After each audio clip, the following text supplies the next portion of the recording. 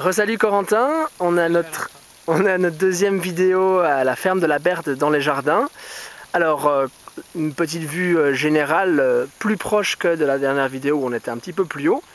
Alors, comme on voit ici, on a toutes nos planches qui forment les jardins. On voit les nouvelles planches, les planches les plus hautes un petit peu derrière, qui forment des terrasses. Alors voilà, on avait juste brièvement parlé de ce sujet la fois passée dans la première vidéo, Corentin. Est-ce que tu pourrais nous en dire plus sur ce système de planches, puisque tout le jardin, comme on peut le voir, est bien divisé en planches de bois dans lesquelles se trouve du compost. Alors, est-ce que tu peux commencer par le commencement et nous expliquer d'où vient l'idée d'utiliser du compost? Euh, L'idée, elle nous est venue d'un maraîcher qui s'appelle Bastien Isabelle, qui travaille de l'autre côté de la montagne, là, plutôt sur Beldon, qui faisait la plupart de ses semis de carottes sur compost comme ça, qu'il importait d'une plateforme de compostage à côté de chez lui. Et on est allé le voir et lui il nous disait qu'il essayait cette technique-là, un peu inspirée des Brésiliens qui, dans certains endroits du Brésil, n'ont pas le droit de labourer parce qu'il y a trop de pluie et que la terre est un peu sableuse et que ça a tendance à vraiment lessiver les sols. Et du coup, ils ont fait un peu de recherche sur les planches permanentes, le non-travail de sol. Donc lui, il avait travaillé un petit peu avec l'INRA et la Embrapa, qui est l'équivalent de l'INRA au Brésil, et il était revenu en France et il a testé cette méthode-là qu'il avait vue là-bas.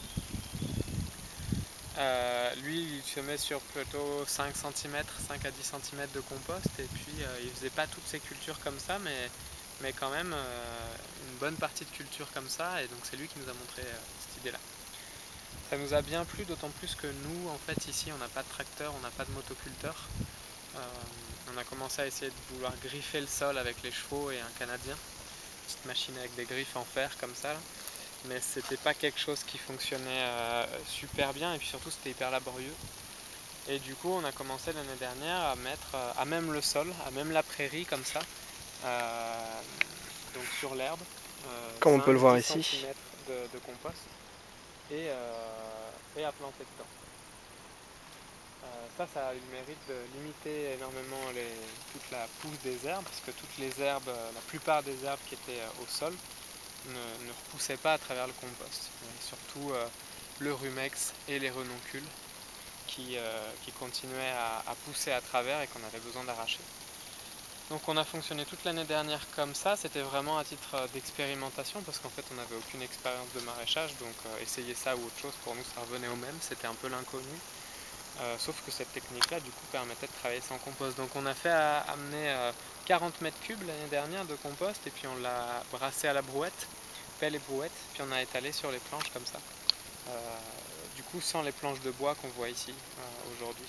C'était vraiment à même le sol. Donc l'année passée, il y avait vraiment une pyramide de compost, on va dire, une structure de compost qui n'était pas soutenue par des planches sur les côtés. Simplement une petite couche de compost sur 75-80 cm de large, sur 25 mètres de long, et on plantait dedans.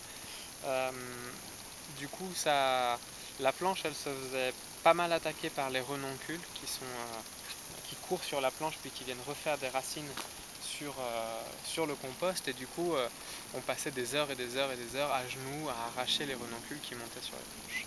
Donc ça, c'était assez problématique. L'autre chose, c'était comme ici on est en pente et que plus on monte là-haut dans les jardins, plus on est en pente, il avait tendance à tomber un petit peu, à s'affaisser et finalement à se répartir sur un petit peu toute la surface des jardins, que ce soit sur les planches ou sur les plates-bandes là où on marche aujourd'hui, toi et moi. Donc on D'accord. s'est demandé comment on pouvait améliorer un peu le système et du coup on s'est dit on pourrait encadrer ce compost de bois, de planches en bois, ça nous permettait en fait de pouvoir passer la tondeuse plus aisément sur les interplanches, là où on marche. Ça nous permettait aussi de faire une barrière physique contre les renoncules, elles ne peuvent plus grimper sur les planches directement. Ça nous permet d'avoir une hauteur de compost supérieure, euh, du coup un peu plus de couches de matière organique sur laquelle on travaille. Et puis,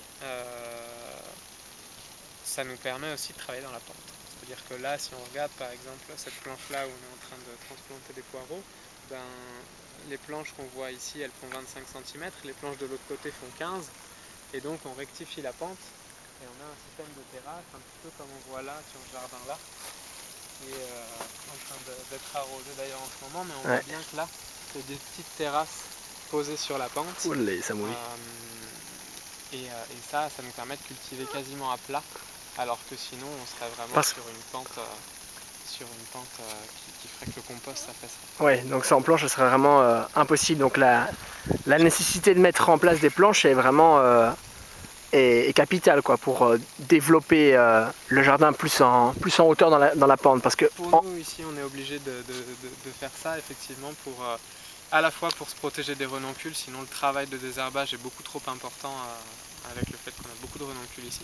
Et puis à la fois parce qu'on veut travailler plutôt sur du plat, plus facile que sur de la pente, et maintenir le compost en place. Donc ouais, on a testé les planches cette année, et c'est vrai que c'est quelque chose qui est hyper pratique pour nous. Après la question c'est combien de temps elles vont durer. Ça c'est du sapin qui vient de la scierie juste à côté de chez nous.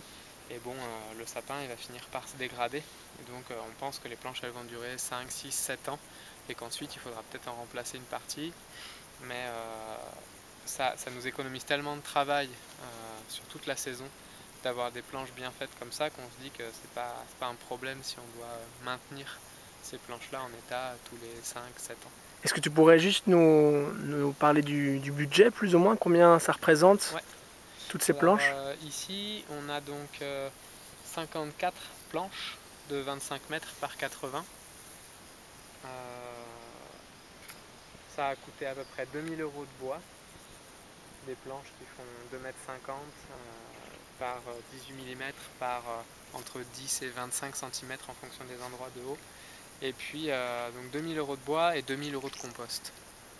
2000 € de compost qui correspond quasiment à 150-200 mètres cubes. D'accord. 200 mètres cubes plutôt. Ouais. Ce compost que vous trouvez facilement grâce à un voisin. Un voisin qui travaille à la plateforme de compostage de Chambéry et donc qui fait venir déjà lui des camions pour lui, et donc on en profite pour faire venir du compost pour nous aussi sur la commune de Saint-Franc. Puis ensuite on s'arrange avec lui ou avec d'autres agriculteurs qui ont un tracteur qui nous le descendent ici. Et ensuite du coup on le brasse à la mini-pelle qui est juste derrière. Ça nous permet d'éviter de pelleter ces 200 mètres cubes de compost. Donc parce que ça fait... on prend la mini-pelle et on remplit les brouettes à la mini-pelle, et ensuite on amène les brouettes sur les planches. Il faut compter entre 30 et 40 brouettes par planche.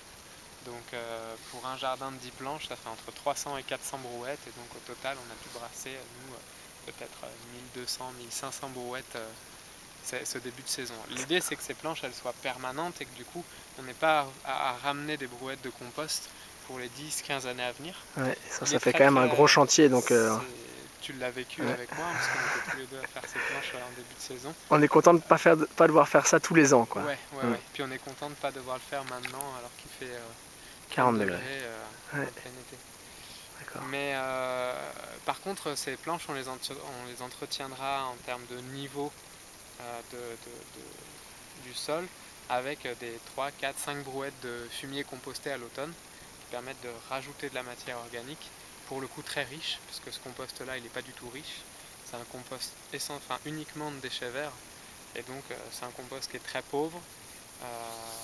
Il y a beaucoup de matière carbonée qui n'est pas encore vraiment compostée, beaucoup de bouts de bois, et donc ça a plutôt tendance à faire une fin d'azote si on ne nourrit pas le sol correctement, que vraiment représenter de la nourriture pour les plantes. Donc on l'utilise vraiment quelque part comme une couche d'humus qui permet de stimuler la vie du sol, mais c'est pas du tout un aliment pour les légumes, donc il faut vraiment amender avec notamment du fumier composté chaque année pour que ça stimule, déjà ça amende le sol, et puis ça stimule l'activité du sol, les vers de terre qui viennent travailler la terre pour nous ici. D'accord. Est-ce qu'on pourrait avoir une petite vue, si on se rapproche tous les deux d'un lit de compost, là, justement, d'une planche dans laquelle on n'a pas encore semé, hein, c'est ça? Ouais, on peut profiter de cette planche qui s'apprête à être transplantée. Donc voilà, le compost il ressemble à ça. Donc on a une couche qui a séché hein, parce que cette planche elle est en place depuis quelques jours maintenant avec le gros soleil sans irrigation. Et dès qu'on creuse un petit peu dedans, on trouve un peu l'humide forcément. Donc voilà, c'est une couche de compost qui fait environ 15 cm de profondeur. Et on arrive ici au sol. On voit ici, bon c'est pas une limite très nette parce que le sol est un peu chaotique en dessous, mais grosso modo on a 15 cm de compost, puis notre sol. Cette limite là, elle va se comment dire, un peu se morceler au fur et à mesure. C'est ça, c'est-à-dire que le sol il va être brassé par les vers de terre qui vont mélanger, et par les campagnols malheureusement, qui vont mélanger petit à petit notre sol à ce compost et former quelque part quelque chose avec moins de délimitation qu'il y a aujourd'hui, compost puis sol. L'objectif c'est que le sol se mélange au compost et que ça devienne, on recrée un nouveau sol avec un bon taux de matière organique. D'accord.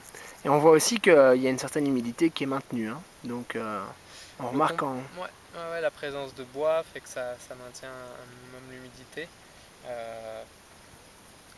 Ça fait aussi en même temps que c'est très très drainant, c'est-à-dire que ce compost là, comme il y a beaucoup justement de matière organique, de bois, de choses comme ça, on peut le mouiller, il va toujours avoir tendance à drainer et l'eau va partir. L'humidité reste mais l'eau part, donc on a toujours des planches qui ne sont pas gorgées d'eau. D'accord, c'est important pour ne pas avoir commencé à avoir des maladies type mildiou.